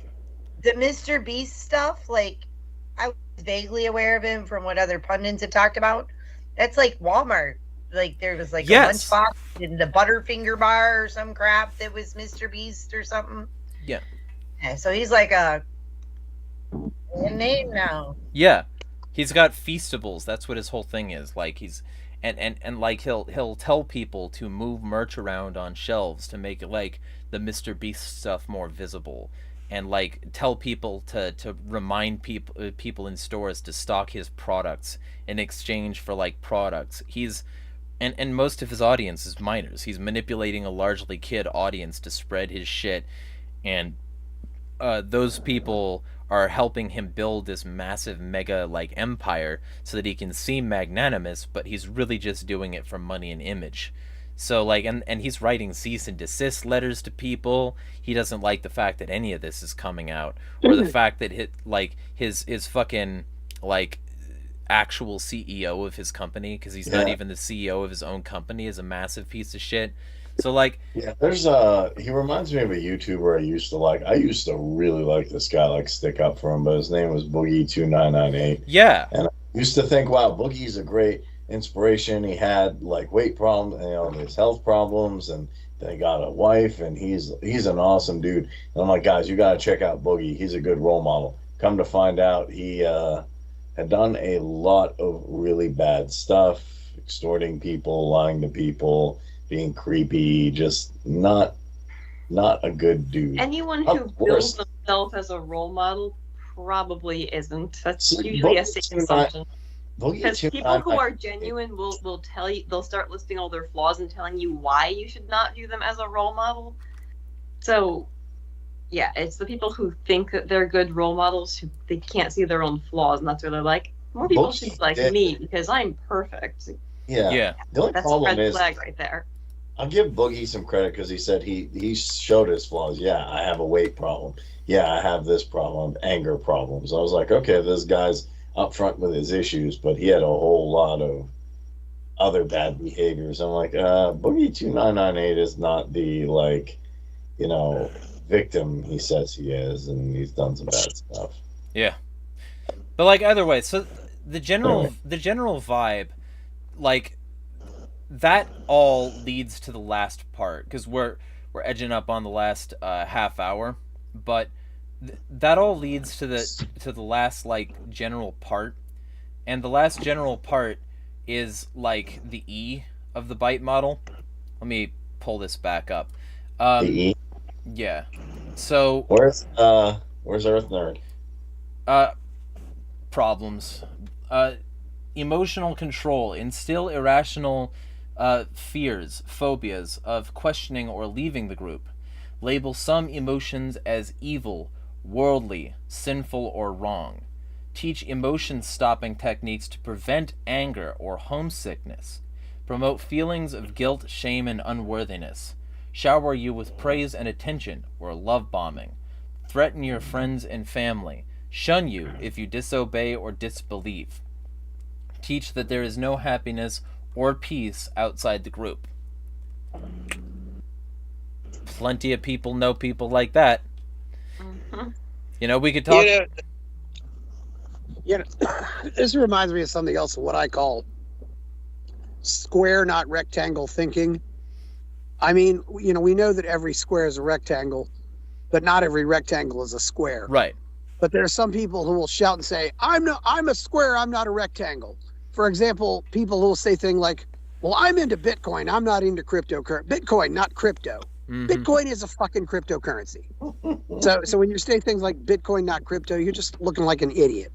Well, you're saying that you're into the OG crypto, but not the shit coins, which have issues such as like central points of failure. And Dog money. There are lots of different cryptocurrencies, and just this whole attitude that Bitcoin is a cryptocurrency. It's, and I would say the same thing for, sorry. For a lot, I once heard a guy say, I'm a Hoppian, not a libertarian, or I'm an objectivist, not a libertarian. Most objectivists are libertarians, even if they don't call themselves libertarians. Well, well, here's the thing, though, and so here's like we can do an entire episode on this kind of thing, because objectivism. I have a strong problem with Hoppianism. I have a strong problem with a significant amount of what he wrote and the way he speaks about things. I have strong problems with his insistence on cultural homogeneity and what he does to drive that. And similarly, I have problems with objectivism and the idea of objectivity to begin with, much less the ideas that Ayn Rand put forward, and much less the idea that Ayn Rand claimed that libertarians stole objectivism, and that they were evil idea vultures, when like she was literally a ripoff of previous people that like created the philosophies that she would later rebrand as her own.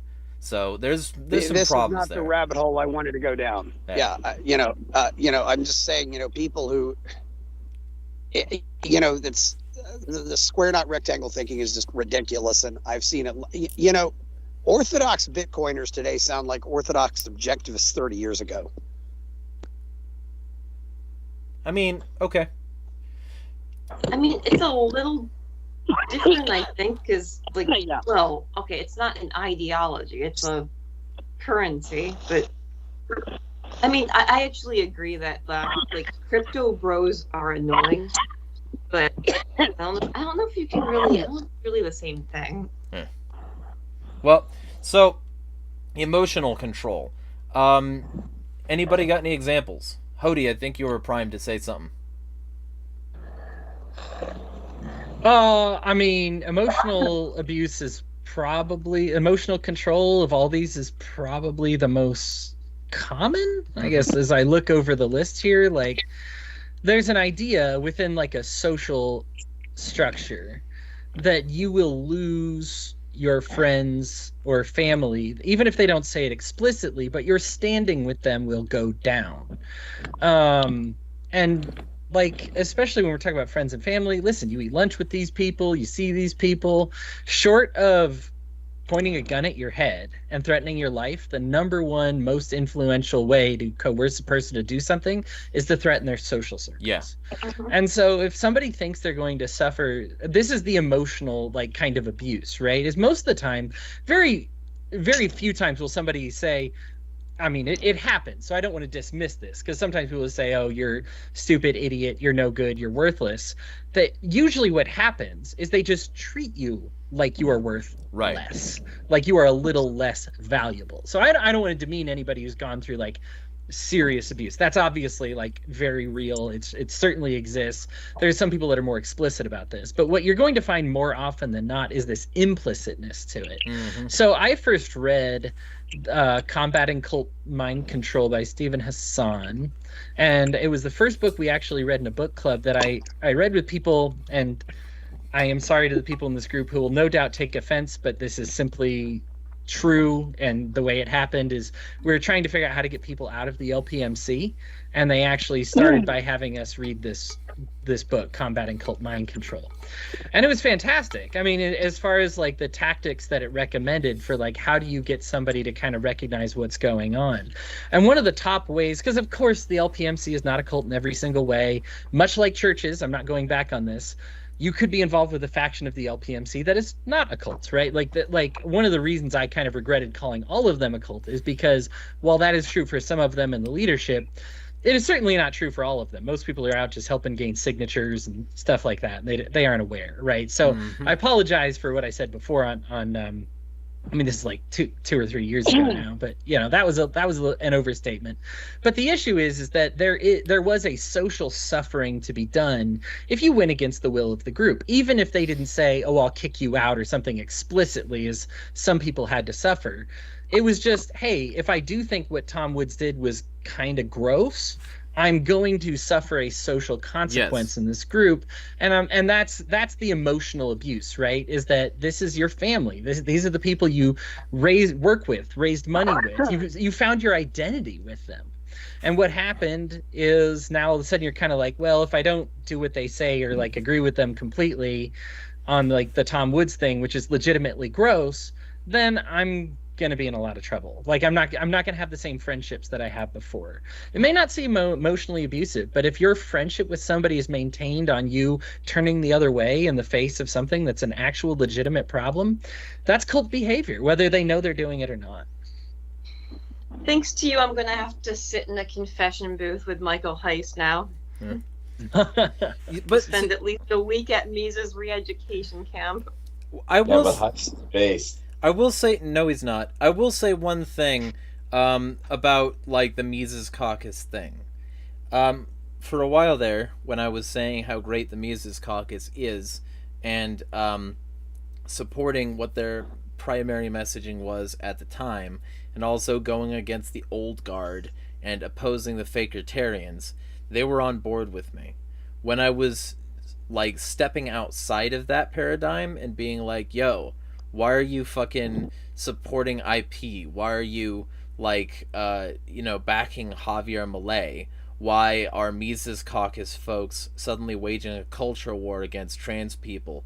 Why are you essentially starting to do bite model activities? Suddenly, my posts were being declined in their official groups. I was being ignored by more and more of their members and or blocked, without them actually telling me why I was wrong. People weren't willing to debate me. People weren't willing to have an interface or a dialogue. What they wanted to do was isolate me until I got back on the program, and the fact that I didn't and eventually made my videos sneaking into their Facebook group with some anti-Javier Milei stuff meant that they banned me from their group on Facebook, and they blocked me on all of their primary socials, including the social media for Michael Heiss. So I'm not saying that that everybody in the Mises Caucus is a cultist, or that even all of the leaders in the Mises Caucus, like all of the ones in given individual branches, are cultish. But what I am saying is that, like, the actual, like, central leadership, which is ironic since their whole model is Project Decentralized Revolution, the central leadership is certainly a problem in that way. And they need to stop following the bite model if they don't want to be referred to as that. Right, I actually remember when the decision was made to just stop talking to haters. Yes. Because, well, for a while, like, there was a lot of outreach, like, happening. People would do, like, the Zoom meeting sessions where they'd be open to all critics and they would try to answer questions. Yeah. Then the Reno reset happened, and we're like, you know what? Okay, we won, and these people are, okay, they're not approaching us in good faith, which in a lot of cases that was true. Like, their grievances were, like, there was enough validity to them that, like, I was on board. I'm like, okay, yeah, what's the point in trying to talk to these people if they're not going to go about it in good faith? No one's going to have their mind changed. So, like, I remember, like, when the decision to just stop talking to the anti-Mises crowd was made. Yeah. But they went too far in the not talking to them direction, and yeah, like, at this point, they're just so. I was actually on a lot of things. Well, I was actually kicked out of the LPMC national group like 4 years ago. I have no idea why.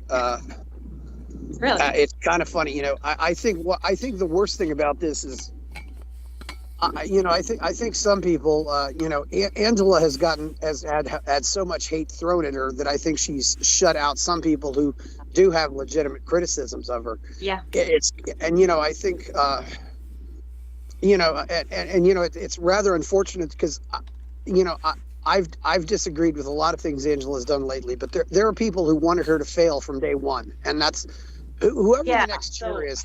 Whoever the next chair is, I'm going to give that person 90 days. Just 90 days, not say a word about him, and then once, it's just so, you know, and it's so unfortunate because the LP brings out the worst in everybody. I mean, you know. Seems like it. I mean, you know, I've known Jacob Hornberger for 30 years, and he's always been a really nice guy, except when he gets involved with the Libertarian Party, and then he takes on a different personality. It's, Is he not you know, nice involved in the LP? I thought he was still perfectly fine. he's not.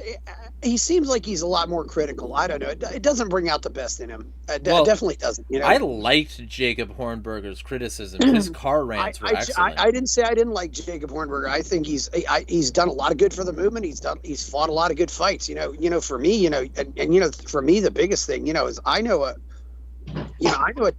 doctor in Washington who's helped 50 people get out of Venezuela, I think, and you know, and he completely sold out on coronavirus.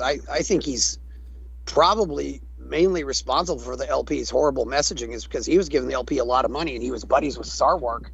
I mean, you know, and I have noticed though, you know, I've asked some of the people who criticized Chase. I said, okay, while Chase might have bought into the scaremongering, I've never seen any evidence that Chase actually came out and was in favor of any of these mandates. Yeah. You know. Yeah. Which yeah. I mean, I've seen people who had legitimate constructive criticisms just labeled as haters, and that's highly counterproductive. Okay, so with how they could be kind of cultish, we've noticed it in Michigan hugely. Like, I can just watch some of our videos. Our chair, he was friends with all of the people that are being sued, that they hate, that you're not allowed to talk to now. Like, he was friends with them, and I was Mises friendly. And then once I got on the board and saw what was going on and spoke out, I became like, Mr. Chatterton would be like, oh, Dana's great with the law, and she's this and that, and she's a great activist. Now I am like the shit on his shoe. Persona non grata. Yeah, I mean, we're seeing this happen with Grant Carlos. Yeah. So I mean, and it's not just me. Like, Justin and Shelley, they were some of his big, like, they were in the Mises Caucus, and they were some of his biggest people doing the most stuff. And when they went against Rechtenwald, oh, they became the shit on his shoe. Yep. Still on the board, but I think their days are numbered. But like, all of a sudden, he wouldn't want nothing to do with them, and like, he blocked Justin from even being able to do his job as webmaster. I mean, it's crazy, and we've watched it happen throughout the time. Like, you're talking to the wrong people, you're the wrong people. When they came in though, he came in as just this dude that showed up, had all these plans, and the Mises Caucus was going to be great. And then all of a sudden they took over and changed everything. And yeah, so it is very cult-like. And we've seen how if you go against anything that Andrew says or that he is told by his higher ups, dude, you're out. You're gone. It's really crazy. So I could see what Hody's talking about, where and then you try to talk to these people. I mean, there's a certain person here who doesn't align with anything that they're doing, and like scoops up information for them, and like the whole bite model describes this person to a T and how they're being treated in this. And I'm watching that go down, and I'm like, somebody needs to help that person, but that person's doing their own thing. And I'm watching it with this one individual specifically, and it's like, whoa, they hate everything that you are, but you're doing this for them. And it's crazy. Exactly. I know exactly what you're talking about. I think so. I think I know. So, but like the general, I was going to say, I've long kind of wondered what the Mises Caucus is for, and it almost seems to be a personality cult centered around Ron Paul. I mean, the honeymoon was kind of the honeymoon was kind of over for me, in October of 2002, when Mark Victor was running for Senate in Arizona. This is a guy who sued the state of Hawaii to get rid of their mask mandates. Do you mean 2020 or you said 2002? 2022. Oh, 2022. 2002. I'm like, wow. Sued the state of I Hawaii. know there was a Mises caucus in 2002. Yeah, he sued 2022. He sued the state of Hawaii to get rid of their mask mandates. So this was a guy who actually was going out and fighting this nonsense. And God Paul, goes on his show and says, well, I'm endorsing this guy named Blake Masters who's running for Senate in Arizona. And of course, well, God Paul said we had to support him. So of course, a bunch of other people come out and say, oh, we got to support this Blake Masters guy. And of course, early voting has already started in Arizona, but Mark Victor quits. And the libertarian candidate though, like, didn't he do a lot of stupid shit, like being on camera and bringing up age of consent? That was total. Go watch the video. Okay. It's a debate, and you go to about 40 or 41 minutes. That I knew when he said those 3 words that all hell was going to break loose. Yeah, because people would misquote. You don't say those words on camera if you're a libertarian. Don't give them ammo. He basically was saying that reasonable minds can disagree, and they do. Right. Some states it's 16, some states it's 17, but why some would states you bring it's 18. that up as your argument? It was part of a list. It was part of a list. Do you understand that he was misquoted? Go to the original, because fucking David Kornowski and fucking Radley Balco are 2 people who totally lied about what he said. He never said anything about changing age of consent laws. Okay. Are you yelling at Rose or just in general? I'm sorry. I don't appreciate misquotings. It's not. I know what you mean. Those things, like out of context quotes, piss me the fuck off too. Yeah. Well, I'm sorry. I'll look up a link later and send you the link. It's you can watch what the context is. It was I knew it was going to be bad once he said those 3 words, but yeah. It didn't have to be. It didn't have to be bad, only because of pathological liars like Radley Balco and David Gornosky, that Neighbor's Choice guy. They were, of course, 2 people who lied about it. I had a talk with Emily Goldberg on my show, and I said to her, "We're going to act like this never happened," and that's what we did. Well, I'm gonna watch this because I don't agree with characterizing Balco as a pathological liar. That'd be an interesting subject on its own, but. What I will say is that, like, there may be a discussion to be had, but a lot of the, like, I don't buy the, like, and this will be something to have a conversation about at some point. I don't buy the idea that because an age of consent under government decree is one way in one state, that it's somehow that's the way that it should be. I think it's, if anything, too low. At 16 or 17, and that 18 might even be too low. I think that a lot of people don't mature, don't develop until they're much later on, and I certainly think that 16-year-olds shouldn't be fucking adults. Well, I didn't want to go down this rabbit hole. I tried to explain why. This is something I tried to focus on the good things that Mark Victor did. I mean, do you care that he actually sued the state of Hawaii to end their mask mandates? We had so many libertarians that were doing absolutely nothing, and he actually did something, and he got thrown under the bus anyway. Sure. Well, that'll be a subject to discuss at some point. Yeah. I'm sure the Mark Victor thing, because I'm not familiar with that case. I don't have the source material on hand. I can show you the source material. I wish I'd had it prepared with me, and I can show you the tweet that Radley Balco sent out where I came to that conclusion. Okay, well... Right, yeah, no, I remember when it happened a few years ago, and then, all of a sudden people are saying that they're going to endorse Masters instead. Well, here's one thing. I wish people wouldn't say anything about anybody unless they have the original source material. I met Kyle Rittenhouse today, and I told him, Kyle, I think you're in. I knew you were innocent, and I told him, how I knew you were innocent? Because I actually watched the footage. Whereas 90% of the stupid animals in this country have an opinion on Kyle Rittenhouse, and they never watch the footage. And it's 100% of the ones who thought he was guilty. Yeah.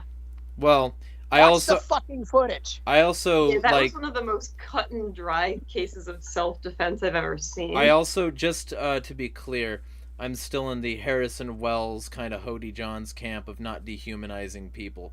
I try not to do Yeah. that. But the general thing that I think, like, a lot of this needs to be dealt in. Like, I wasn't... The goal of this stream was to talk about cults in general, not specifically LP stuff. So we'll Yeah. get to that at some other point. Yeah, we need to get off that. Yeah, we'll have to do an LP related stream again. Inevitably, there will be another one. 'Cause... But like, just gonna say, one tweet does not make a pathology. If it's one tweet we're talking about where Radley Balco said something that wasn't true, I wouldn't say that makes him a pathological liar. I have a large amount of respect for what Radley Balco has done. I think his Rise of the Warrior Cop book is fucking excellent, and it's a resource I recommend to people. So, like, if we're, in the spirit of not throwing people who have done good work under the bus, I'm not going to simply call him that. But we'll get to that at some point. We'll drill down on the Mark Victor issue. But the general thing that I have, and the reason that I brought up this cult stuff at all, I think a significant amount of organizations, and we'll be drawing this to a close relatively soon because I got like 15 more minutes. Like, the general vibe that I wanted to convey is that it's cults all the way down as far as I'm concerned. From the schools, to the jobs, to the media, to the churches, to the atheists, to the science and anti-science. It's all just different sort of circles following the BITE model. And I think recognizing how many people do that and breaking away as much as possible from that model is what's going to be necessary to walk us away from cults. So we'll give people, like, 2 minutes apiece to do closing statements. We'll start with Chris. We'll do Dana, Rose, Hody, Kareem.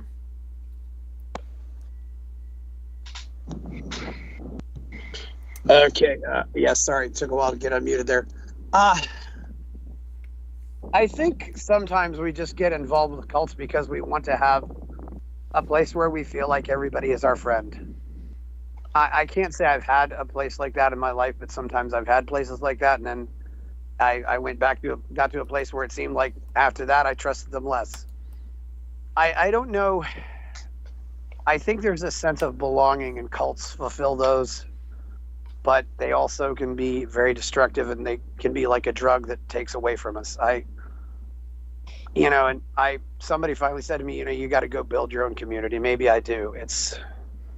I certainly, I'm always in fight or flight, and I'd like to, you can tell it just right now. I get angry. I get into this fight or flight mode, and I don't even realize it. And I think people who agree with me on politics are used to it, but it doesn't necessarily look good on YouTube.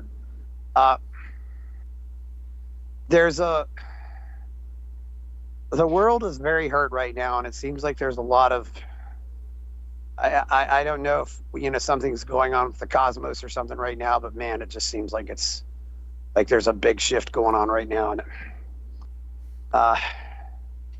everything's getting shaken up. Where we find our homes, we all were very tribalistic though, and that's because we had to be. It's the thing that Margaret Mead says. She noticed that the growth of civilization is if she saw a person who had recovered from a broken leg, because in a state of nature, you have a broken leg, you're dead. But if you have a broken leg in a state of civilization, people are going to help you. They're going to help you get your life back and wait for your leg to heal. It's it's hard for me right now because I don't know who I'd be able to count on if I was in a coma or incapacitated right now. It scares me a lot, but that's where I am right now, and that's sometimes what we do is we get angry because we don't want to admit that we're sad, or we get angry because we don't want to admit that we're scared. Oh well. Check me out on the Fountainhead Forum. Reasonable. Life is good. Yeah. Dana. Well, as we've discussed, cults take on a lot of forms, and of course, I'm against the state, and I mentioned what happened in Petoskey with the Catholic Church and the Indian children. That was definitely a cult. I had a very abusive ex-husband who was, I mean, our household was a cult. Different things can happen like that, but it does, as Chris was saying, you have to build a community, which is what we've done up here, build a community and have people that we can rely on and what we need to do and help each other out. But like, you know, I said before, my biggest cult was the LP, and what it's become now in some ways is a cult, especially in my state. Like if you go to the statement of principles that brought me to this party, the original wording from 1972, we, the members of the Libertarian Party, challenge the cult of the omnipotent state and defend the rights of the individual. And that's the only way to defeat cults, is to let people know that they're individuals and they can do their own thing. And like I said, that's what brought me to the party, was to defeat that cult, the state. The state is a cult, just as Kareem keeps saying and everybody keeps saying, and it's all of the parts of that, and it's everywhere, and you just have to remember you're an individual with a beautiful mind and a beautiful soul, and be you, and don't let people control you. Rose. Right. So just to kind of piggyback off of what other people were saying, I think people are always going to be susceptible to cults because we are a social species. People need to feel like they are a part of something, like they have a sense of belonging, like they're part of something bigger than themselves. And we need to feel like we have some kind of purpose, like we're going to accomplish something in the short time that we're actually here. So I guess the advice to give people is don't sacrifice your individuality for the sake of a collective. Don't sacrifice your critical thinking abilities. Learn to recognize the signs of, when you're being played, when you're being used by someone who you think is charming or charismatic. Don't lose yourself. Absolutely. Hody. So there's something to be said for the fact that the people who talk about the IQ have like the lowest IQs, right? Like that this is something anybody with an IQ over 80 isn't going to mention that their IQ is over 80. And why is this? This is because of something we kind of know more as like the Dunning-Kruger effect, that the more unsure you are of yourself probably indicates you're more intelligent and well-versed on the situations. In fact, I say probably, but when we actually talk about the Dunning-Kruger effect, it's actually not something that's like a fun little colloquialism, although that's how we get the word. It is actually a psychological fact. It's a way that people are. The more they question themselves indicates that they are more likely to actually arrive at the correct conclusion.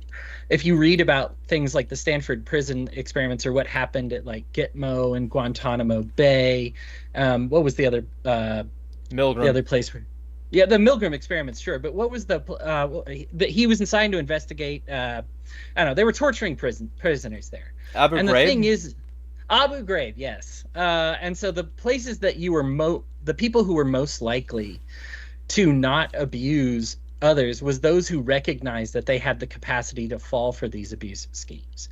So if you believe yourself immune to being in a cult, you actually are probably more susceptible to being in a cult, which is why the LP has always suffered from the bite model, that when you map this out and you look at liberty-based organizations, even freedom itself is marked by flags, patriotism, swearing loyalty, swearing oaths, signing agreements, things that are inherently anti-libertarian. It was trying to set people free to follow their consciences, and instead what we do is we end up trying to get them to document their moralities on pieces of paper and being reductive about it. Yeah. And this reasoning is because it makes us feel safe. And the thing is if you think you're immune to it, you are probably wrong. I would encourage, I joined this book club, as I mentioned, to kind of discuss how to get people out of the LPMC. But I have used this for so many other things. I strongly recommend, if you're at all curious about this bite model we're talking about, you can look up the bite model, but read Combating Cult Mind Control by Stephen Hassan. It is honestly, I get so much out of the book, to the point where it's less about the fact that I like helped people who were in the LPMC out of the LPMC, although that was certainly part of it. But the other part of it was, it's like I got myself out of a lot of bad situations, and I helped realize unhealthy, toxic relationships in my own life. You know, ways that I was messing up, or even ways that I was kind of behaving like a cult leader in ways that I could tell that people probably thought that my friendship or love of them was due to the fact that they would behave a certain way. And that's not how I wanted it to come across. And it's important that we kind of tell people, like, hey, I get how it probably comes across this way, but I want you to know that that's not how I feel about you. And I think after we kind of read these books and understand these models and what they're trying to measure, the more we'll kind of realize that we got to give people a lot of leniency. I'll end by saying that one of the worst things you can do to somebody that's in a cult is to tell them that they're in a cult. And that seems counterproductive, because it's like, well, we should warn them, right? We should let them know. We should give them the heads up. But the thing is people take this as an attack, especially if you're in the cult itself. We didn't go we've gone into a lot of recognition. If we were to talk a lot about how to like get somebody out of a cult, that would be maybe another two episodes. I mean, it's lengthy. There's way too much to discuss there. Over half of the book is kind of dealing with how to get people out of it, and it's not just recognition. Recognition is the start, but it's certainly not the end. But I would encourage people to do more studying on their own about this, because getting people out of it and like effective techniques really changed things a lot. The way I would talk to LPMC members was a lot of like, you idiot, don't you see that you're in a cult? Don't you see how stupid this is? Don't you see this, that, and the other? And that's really not an effective way to get people out of it, even if it's true. The way we tell, the purpose behind language isn't to just tell the truth. It's to communicate in a way that people will understand. That's why we have unified languages. And I was speaking in a way that they didn't really understand. In fact, they heard it as attacks. And in hindsight, I can totally see how it sounded like an attack. So we got to remember, if we recognize that somebody's in a cult, either as a leader or a participant, to first and foremost have a lot of mercy and kindness towards them. These people usually join these cults, as Chris mentioned, and Chris, props to you for standing tall, recognizing your loneliness and how people might take advantage of that, and being willing to recognize that and be honest with it. Because a lot of people don't want to recognize that they've done anything for the sake of togetherness, when in reality, I mean, if you've read like social experiments, we hardly do anything else as human beings other than things that we do socially, social status, right? What the status game, right? That's the whole book is about. We want to play these status games. And so being able to recognize that it's all these status games, and like we need to be careful. We need to recognize these things within ourselves. Just critically important. I've gone on a lot longer than 2 minutes. I apologize, but thank you so much. This is one I've done a lot of studying about, both on the psychological and on the religious end, obviously. So I have a lot to say about it. There's a lot even more to say about it. It's a fascinating thing. Again, Combating Cult Mind Control by Stephen Hassan. He's somebody who's in a cult himself, the Moonies, for him. But it will really shed a lot of light on how you deal with people, even in like not blatant cult situations. It's really effective, and it'll help your speaking and convincing and influence skills. Well, how about this? How about then we do another one of these next Thursday, and we'll talk about how to get people out of cults, because we've already established basically we're like cult-like mentalities. Would you be down for that? I'm down if you're down. Yeah, basically. So you're down, Hody? By the way, Jeremiah, I assume you're familiar with a song by In Living Color, by the way. Cult of Personality, yeah. Yes. Yeah, great song. I'm booked next Thursday, but anyway. Gotcha. I'm finally gonna go see Debbie Gibson in concert. I paid a lot of money for that. Very cool. I've loved that girl since I was 16. Very cool. Hope you have fun. Hey, meet some people there. Kareem. I'm an ANCAP man. An ANCAP thing. Not anymore, I told you. That's my title now, because you didn't claim it in time. Yeah, that's intellectual property, but that don't exist. All right. Exactly, so it's mine. She homesteaded it. Yeah, homestead. All right, so we can check. I told him if he didn't get into the to Sunday's Zoom meeting within 3 minutes, that was my title. Yeah. He took longer than 3 minutes, so it's my title now. And real quick, I'm gonna say this in stream so that I remember to look into it. Darkful says, "Have you guys read The True Believer by Eric Hoffer?" No, I haven't, so I'll check into that. Yes, amazing. Yeah, we'll do this again next Thursday, because I know you're a regular here, Darkful. So you were interested in this subject. Read it twice, about 20 years apart. Why doesn't he join the actual stream? You know, I mean, if you're down and you want to come on, you can. I think I invited him last time, and he said he'd rather watch. But you know, we'll talk. You know where to find me at places. So Kareem, your closing statement. I'll just say you can find me. This is a good discussion. Enjoyed listening. Mostly, you can find me on Twitter, Cream6633. My latest video with Thoughtbat, go check that out. Also, my debate with Liquid Zulu. I usually jump on X Spaces with Con Lin every night, so I'll be there as well. And hopefully, we'll have more videos coming up and upcoming debate with me and Jeremiah, and then me and Jeremiah maybe versus Liquid and Jack on some stuff. So, with all that being said, my message to people, because I got a book, I got a family call.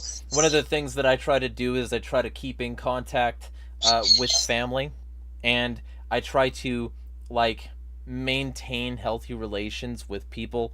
I try to give people their space and let people thrive and flourish in their own way, because I am a fucked up person.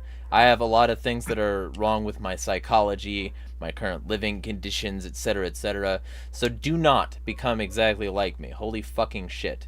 But I try to encourage that in people.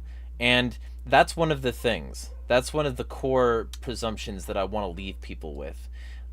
If people in your life seem to be succumbing to this, or if you recognize in your own life that you've got some issues of this in your own regard, self-reflect and reflect with others and build a stronger sense of family and community, because one of the ways that the state and the system and the machine keeps us hooked to this mentality is by having that be the instrumental way it all works.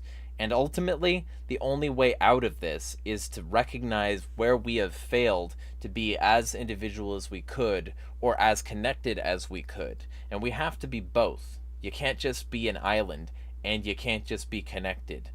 You can't just be atomized and, oh, I'm a rock, I'm so separated from everybody else. And you also can't be without that sense of community. You need both. It's integral.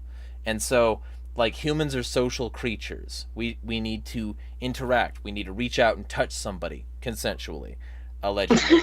And we need to have good, healthy social bonds with people.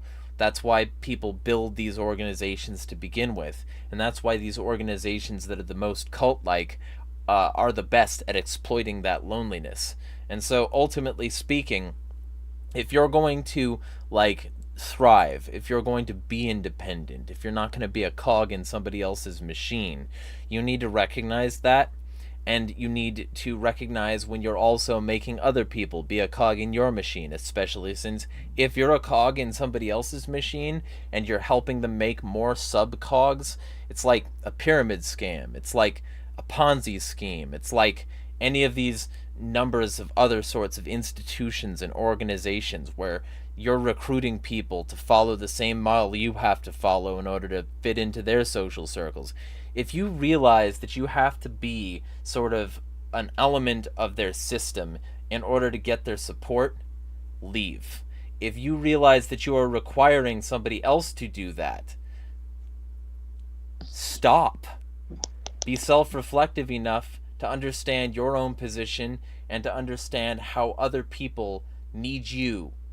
Because this is not the way that we need to proceed. That a society, as people, the way that society has always gone, whether it be an empire spreading, whether it be a theocratic institution, whether it be, some secret cult in the middle of the woods, whether it be, a business, whether it be the media, whether it be all of these things, constantly isolating people and then telling people that their new identity as insert label is the reason that they need to participate in a given way. That's the way to make sure that if they don't do what you want, or if you're not doing what they want, the control prevents them from losing power, prevents you from losing power. If it's not about people being people, if they're not allowed their individual spirit, then you're creating evil. And we need to recognize that, and recognize that the true evil isn't the outgroup, it's what we're doing to ourselves and what we're telling other people they need to do in order to not be excluded. So, recognize this. Stop the bullying, recognize the cult structures, and recognize that this scapegoating, this constant like villain of the week garbage, is the reason fascism crops up. So if we don't stop it now, it's going to happen later.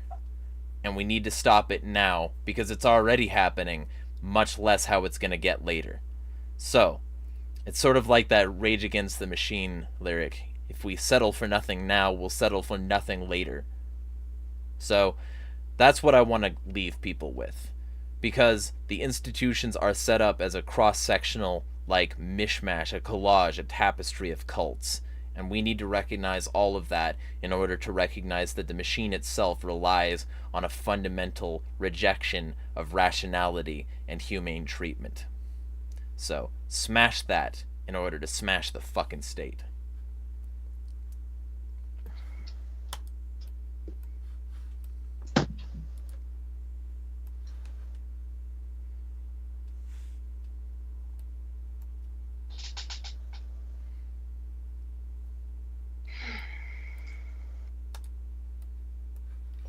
I'm an ANCAP man. ANCAP. Nope.